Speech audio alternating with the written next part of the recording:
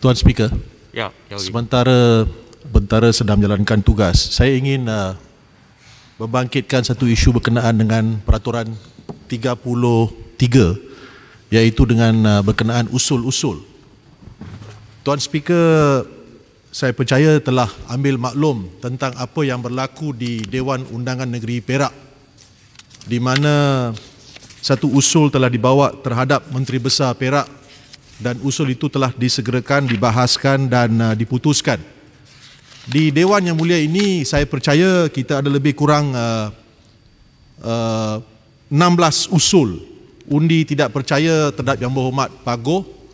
Beberapa daripada Yang Berhormat dari Pejuang, dari Amanah dan juga termasuk seorang ahli parlimen daripada kerajaan sendiri, Gua Musang, tak ada, yang telah memfailkan usul undi tidak percaya terhadap Yang Berhormat Pagoh.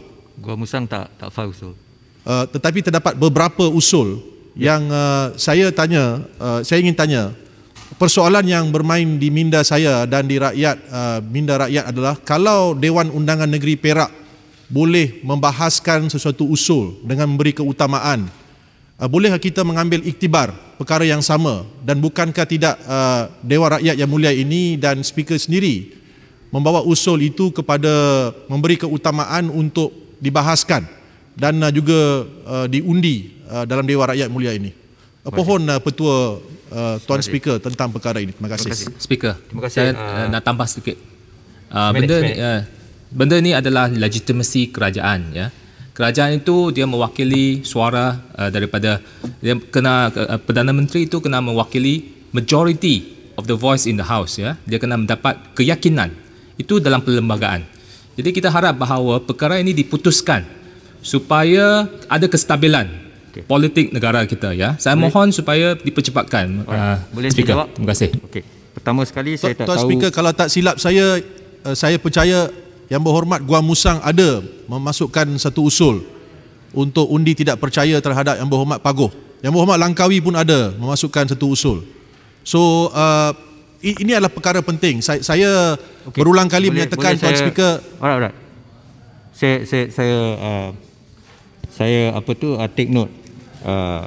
Pertamanya saya tidak tahu bagaimana usul percaya di Dewan Undangan Negeri Perak ditangani oleh Speaker. Saya tak tahu peraturan mesyuarat mana dan di bawah kuasa apa ianya dinaikkan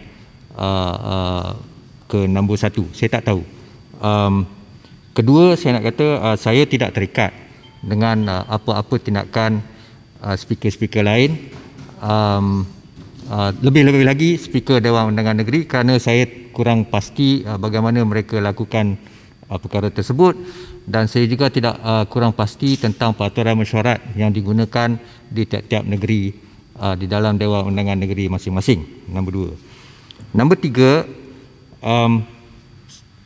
keputusan saya selama ini yang tidak menaikkan notis-notis usul yang telah dicadangkan itu di Dewan Rakyat ini, saya bukan membuat sesuka hati. Saya telah membuat research yang amat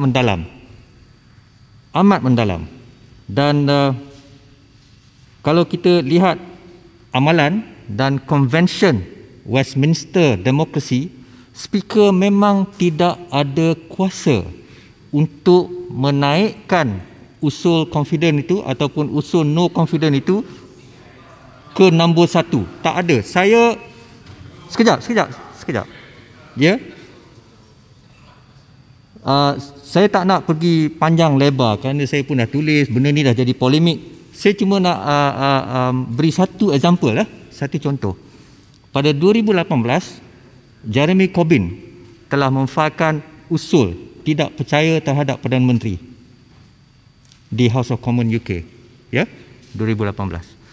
Apabila usul itu tidak dinaikkan ke nombor 1, maka pada satu hari ahli parlimen Cik Valerie Vaz bangun dan menanyakan kepada Speaker, kenapa usul tersebut tidak dinaikkan kepada nombor 1? Ini jawapan Speaker, ya.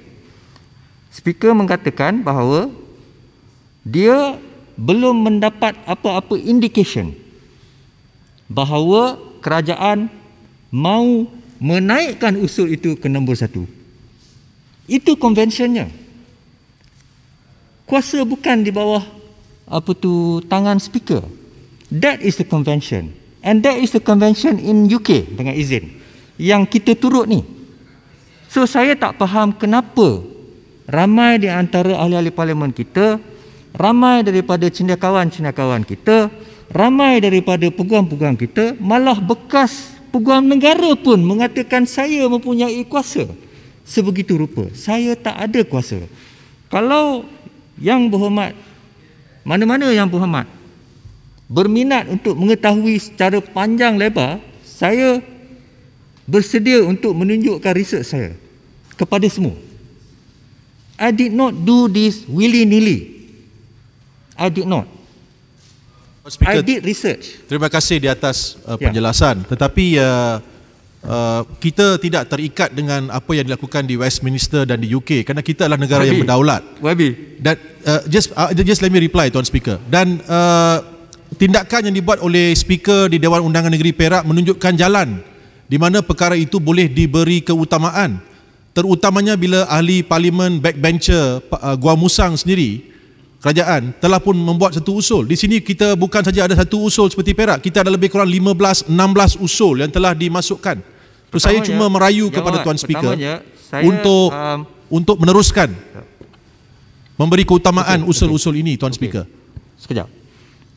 Saya kurang pasti sama ada yang berhormat Gua Musang membuat usul. Saya kurang pasti. Ya, tapi saya ingat saya tak ada. Anyway, itulah yang saya lakukan. Dan perkara ini bukan sahaja kita sebegitu rupa. Bukan sahaja kita sebegitu rupa. Di South Africa serupa, di Australia serupa, di UK serupa. Kita menggembar-gemburkan bahawa konvensyen dan amalan Westminster demokrasi mesti diturut. Jadi kita turut. Itu amalannya.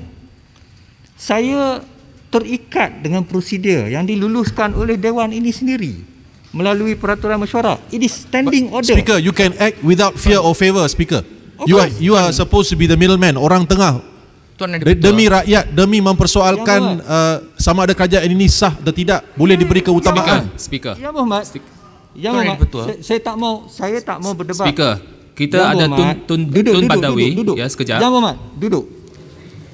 Saya dah dengar semua. Perkara ni dah 4 bulan dah. 4 bulan dah. Lebih 4 bulan. Jadi saya dah terangkan alasan tindak tanduk saya.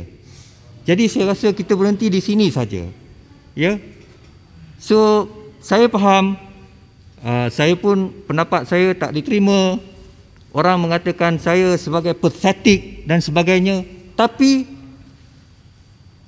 pada asasnya, hakikatnya, itulah amalan dan konvensyen Westminster demokrasi. Kalau kita pergi Australia pun, standing order 48 penjelasan serupa. Minta penjelasan Speaker. Saya dah jelas. Kita dulu Tun Dr. Badawi, Tun Badawi pernah melalui Dewan ini untuk disahkan sebagai Perdana Menteri, ya, selepas Tun. Saya faham. Bayan baru, saya faham semua tu. Kita bercakap tentang kuasa dan prosedur. Ya. Inilah kuasa dan prosedur. Speaker, kalau kita nak cakap dulu tentang keyakinan, kenapa sekarang tak boleh? Bayan baru, sekejap. Kalau kita nak cakap pasal keyakinan, kita tengok perkara 43 clause 2A 2 dan juga perkara 43 clause 4. Sememangnya perlembagaan kita memerlukan keyakinan. Saya akur. Tetapi bagaimanakah keyakinan itu hendak dinyatakan, hendak dizahirkan? Kita perlu lihat case law. Ya, case law yang paling famous dalam Malaysia ni, yang paling tinggi otoritinya ialah Datuk Seri Nizam melawan Datuk Seri Zamri. Federal Court. Ya. Undi tidak percaya atau undi keyakinan tidak perlu datang daripada lantai Dewan. That is established in Malaysia. That is our law. Begitulah yang terjadi di Perak. Begitulah yang terjadi di Sabah. Malah di Sabah selepas GE14 2 kali keyakinan dizahirkan tidak melalui lantai Dewan. Speaker, kalau boleh saya tak payah, tambah kita sedikit tak perlu. daripada Sabah ke sehingga Sudah. Cukup. Ya. Kita nak bajet sekarang ni. Okey. Tuan Yang Dipertua, saya minta penjelasan. Cukup. Tuan Yang Dipertua, ada satu perkara saya nak mohon penjelasan daripada Tuan Yang Dipertua. Siapa ni? Tadi Batu Gajah. Tuan Yang Dipertua kata perlu ada indication daripada pihak tertentu. Siapa yang sepatutnya kena beri indication ini untuk Menteri usul lah. ini dibawa ke Dewan? Menteri lah. Kalau menteri, saya rasa Kerajaan. sampai hari kiamat pun benda ini tak boleh akan naik ke Dewan. Babi, itu prosedurnya. Macam mana saya nak tukar perkara tu?